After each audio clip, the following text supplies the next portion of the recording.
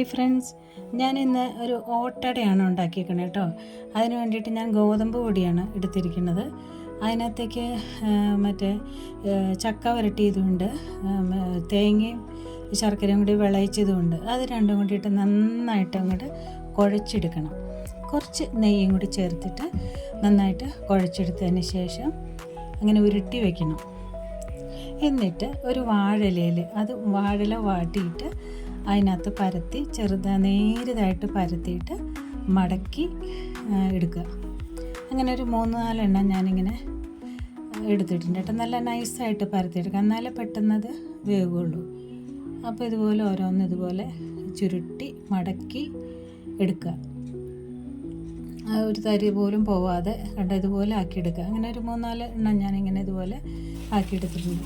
അപ്പോൾ ഇത് പാനിൽ വെച്ച് നമ്മൾ പൊള്ളിച്ചെടുക്കുക ചുട്ടെടുക്കുക ചെയ്യുന്നത് കേട്ടോ. മറ്റേ 2-3 എണ്ണം പുഴുങ്ങി എടുത്തിട്ടുണ്ട്.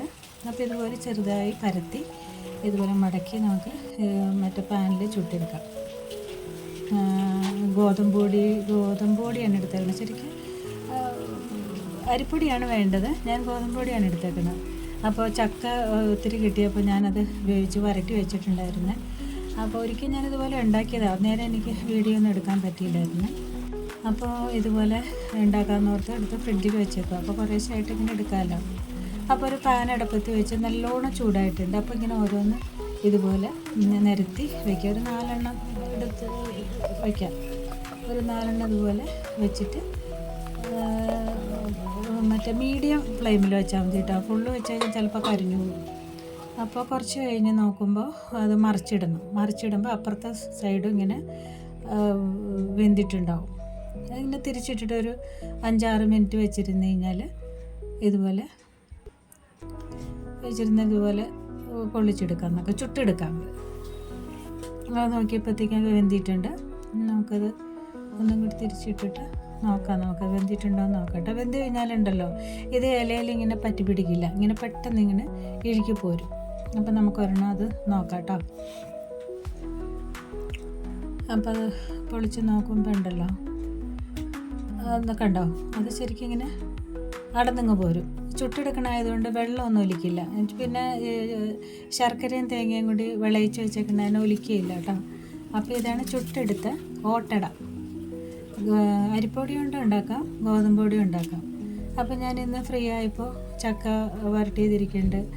പല പ്രാവശ്യം ഞാൻ ഉണ്ടാക്കിയിട്ടുണ്ട്, അന്നേരം എനിക്ക് വീഡിയോ എടുക്കാൻ പറ്റിയില്ലായിരുന്നു. നല്ല ടേസ്റ്റ് ഉള്ള ചുട്ടെടുക്കുമ്പോൾ ഒരു പ്രത്യേക രുചിയാട്ടോ. കണ്ടോ, ശരിക്കും അടന്നിങ്ങ് പോരുന്നുണ്ട്. ഇടയ്ക്കൊരു ഇത് വരും, എന്നാലും അത് കരിഞ്ഞതല്ല, അത് മുരിഞ്ഞു വന്നേക്കേണ്ടതാണ്. അത് നല്ല ചൂടുണ്ട്, കയ്യിൽ പൊള്ളണം. അപ്പോൾ അതിൻ്റെ നെയ്യിൻ്റെയും പിന്നെ ഈ ജീരകം ചുക്കൊക്കെ വരട്ടിയപ്പോൾ ഞാൻ ഇട്ടിട്ടുണ്ടായിരുന്നു. അതിന് പ്രത്യേകിച്ചൊന്നും ഞാൻ ഇട്ട് കൊടുത്തില്ലായിരുന്നു. പിന്നെ ഇത് നമ്മൾ പുഴുങ്ങിയെടുത്ത അടയാട്ടോ. 2-3 ഞാൻ പുഴുങ്ങിയെടുത്തായിരുന്നു. കണ്ടോ, ഇത് പെട്ടെന്ന് ഇങ്ങനെ അടന്ന് പോരുന്ന കണ്ടോ. വേവണതിൻ്റെ ഒരു ഇതാണ് അടന്ന് പോകുന്നത്. അപ്പോൾ ഇന്നത്തെ എൻ്റെ റെസിപ്പി ഇതാണ്, ഓട്ടട. ഓക്കെ, ഇനി അടുത്തൊരു റെസിപ്പി ആയിട്ട് വരാം. Okay, thank you.